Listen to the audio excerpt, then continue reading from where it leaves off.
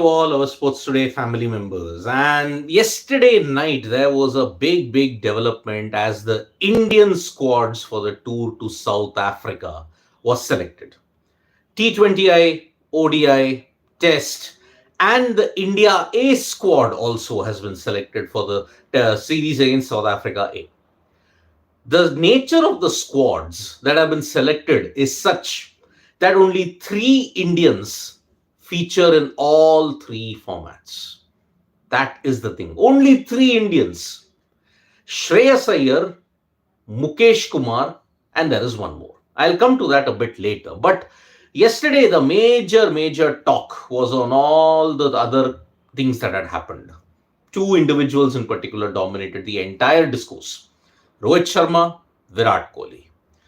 These two individuals have not been included in the white ball tour of South Africa.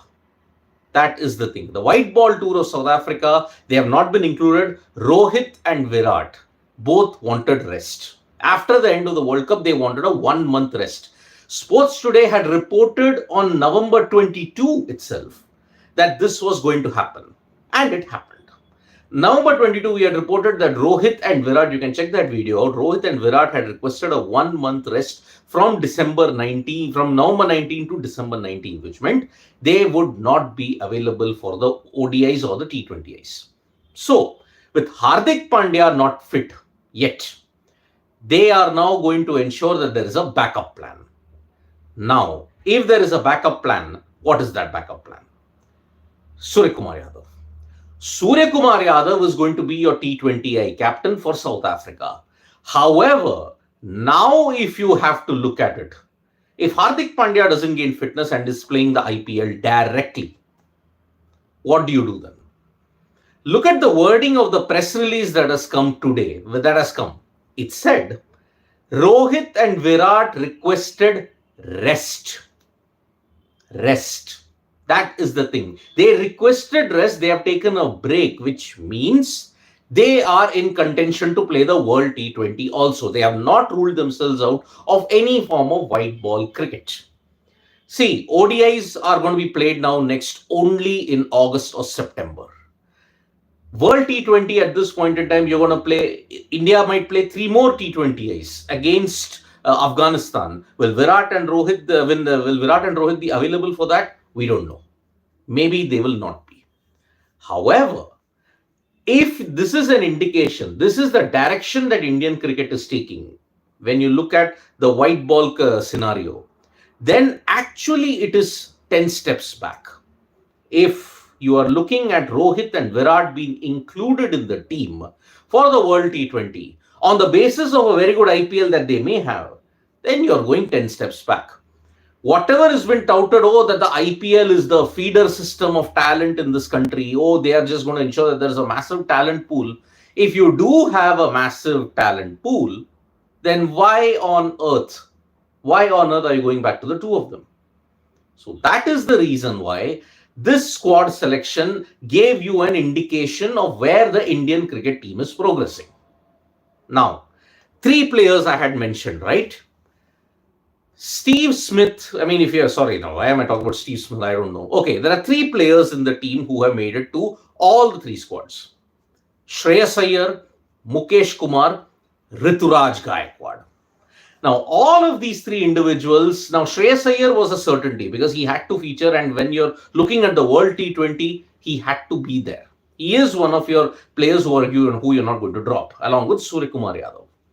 Now, after this squad selection, if the team does well in South Africa, what are you going to do? They are already leading 2-1 in the series against Australia. Today is the 4th T20 in Raipur, and Shreyas Iyer is expected to come back in that. Who goes out? Most likely Tilak Verma is going out. If you have to look at another changes, Prasidh goes out. Maybe Mukesh Kumar comes back. If Mukesh Kumar is not considered, then Deepak Chahar might be included. So, in this particular way, the 3 squads that have been selected, there are 2 curious cases: Sanju Samson and Umran Malik. As I had mentioned, as we have all been mentioning in several of our shows, Sanju Samson, when it is World T20 year, he will play ODIs. If it's the ODI World Cup year, he will play T20Is. That is the curious case of Sanju Samson. Sanju Samson now, I think the door has been just about shut half for him. He's just there in an irrelevant format when it is going to be a T20 World Cup year. He could be there for the Afghanistan T20Is, but whether he makes a mark in that, he's already way down the pecking order in that sense. So that is why Sanju Samson, I don't know what is going to happen to him, but the latest criticism that has come is Umran Malik.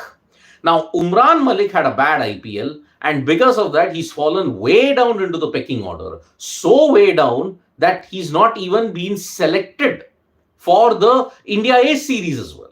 That's what Irfan Pathan has criticized on Twitter. He stated that surely a guy who was there in the scheme of things 11 months ago, he can at least be there in the India A squad also. But he's not there. The path in which the BCCI and the selectors are going at this point in time when it comes to Umran Malik, it is heading into disaster. You're not managing Umran Malik well. The guy is already low on confidence after the bad IPL that he had. Luckily, if you have to look at it, Sunrisers Hyderabad have retained him, but at what cost? Will he play in all the games? Will he ensure that he gets going in all that sense? That is a major, major issue indeed. So, Umran Malik's exclusion is a big, big problem. And your out and out tearaway fast bowler is now on the sidelines, not even being considered for the entire South Africa tour. Maybe he could be considered for the Afghanistan series, but that is a big if in that. So Sanju Samson, T20 World Cup year build-up, excellent. He plays only ODIs.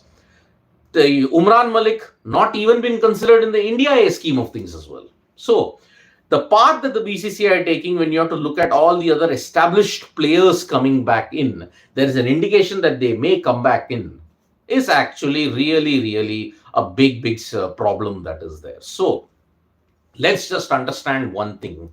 We are not in any kind of a situation where India are ahead of the curve in T20Is. I'm sorry, India are way behind the curve in T20Is. This current series that's going on, actually, on these kind of conditions, it's irrelevant.